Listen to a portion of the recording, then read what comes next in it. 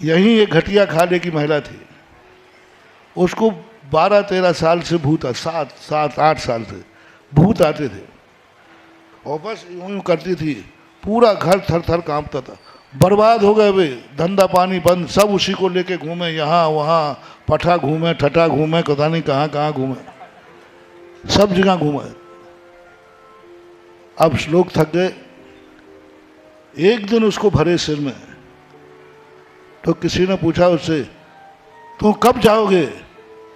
तो पता नहीं, उसके मुझे सुधा सागर के एक बार दर्शन करा दो, मैं भाग जाऊंगा। अब देखना उसकी कुछ अच्छी होने वाली है। वो पूरा परिवार आया, शुल्लक जी, गंभीर सागर, वो सब लोग थे।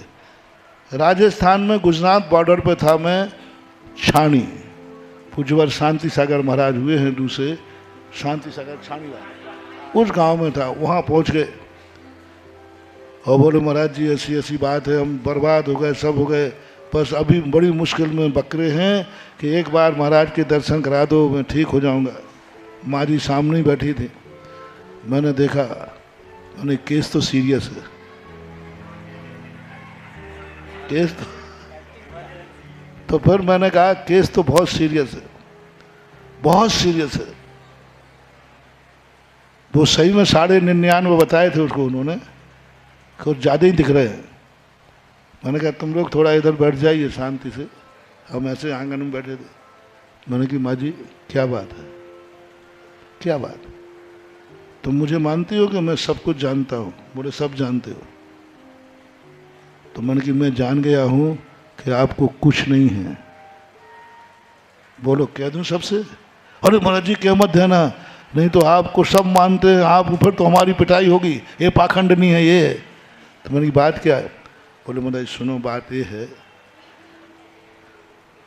सुनना आप लोग, बात ये है कि मेरी बहू आई जब से मेरे लिए इतनी लड़ती है, ना तो समय पर पानी देवे, ना चाय देवे, कुछ नहीं देवे। मैं परेशान थी। एक दिन ये पिक्चर देख रही थी तो भूत आ गया उस पिक्चर में, तो मेरी बहू इतनी डर गई भूत से, इतनी भूत से डर गई कि वो आके बोले माँ माँ जी माँ जी। मैं समझ गया इसकी भूतनी से डर लगता है। बस मैंने इसकी कमजोरी की नस पकड़ी और जिस दिन ये गड़बड़ करती है उसी दिन चोटी खोली और हाँ भाई महाराज जी बस हमारे घर में बड़ी शांति है। 15 दिन में एक बार भरना पड़ता है। सारे लोग हमारे हाथ पैर जोड़ते हैं, बहू जो है बिल्कुल हाथों पे सब लिए रहती है, क्योंकि थोड़े माँ को टेंशन आया और तो ये बात है। बोले महाराज जी देखो आप कहना, ये घर वाले आपको बहुत बुंदेलखंडी है, मुझे तो मानते ही है। मैंने कहा नहीं कहूँगा, लेकिन यदि तुम्हारे बहू सही सेवा करे तो फिर तो नहीं आओगे? बोले नहीं आएंगे। मैंने आ जाओ रे सब। मैंने कहा केस तो बहुत सीरियस है, ये ठीक होना तो बहुत कठिन है, लेकिन फिर भी प्रयास कर रहा हूँ। आप लोग यदि साथ दो तो, बहू भी साथ दी। मैंने कहा सबसे ज़्यादा बहू को, मैंने कहा इसके भूत मूत तो सब मैं यहीं उतार दे रहा हूँ, आज के बाद कभी भूत नहीं लगेगा। शर्त है बहू की तरफ देखा, 1 मिनट को भी यदि बहू को, सासू को चाय का इंतजार करना पड़ा, रोटी का इंतजार करना पड़ा, तो भूत आ जाएगा, बस ध्यान रखना। फिर नहीं संभाल पाएंगे।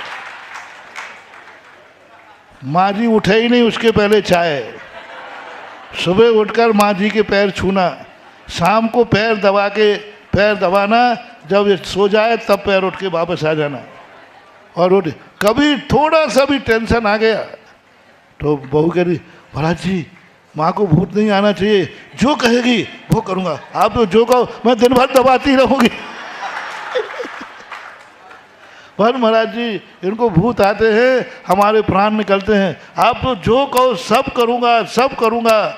माँ जी को पहले ही से रोटी लेकर सोने के उठने के पहले ही बैठ जाऊँगा, माँ जी उठ रही है। हाँ मैंने कहा फिर कोई बात नहीं। सुन लो रे घर वालों, थोड़ा भी टेंशन कराया तो फिर गारंटी मेरी नहीं। अरे भर महाराज जी आप तो बस भूत तो नहीं आए हो? मैंने कहा आज के बाद आ जाए तो गारंटी है। आज भी वो परिवार सकुशल है। उस घर में कोई भूत नहीं आ रहा है, बहू सासू की सेवा कर रही है, सासू खुश तो भूत खुश। ये हैं इनके भूत। डिप्रेशन है, कोई ना कोई कमी है, परेशान है, उसको समझो। प्रसन्न चित्त वाले को कभी भूत नहीं लगते।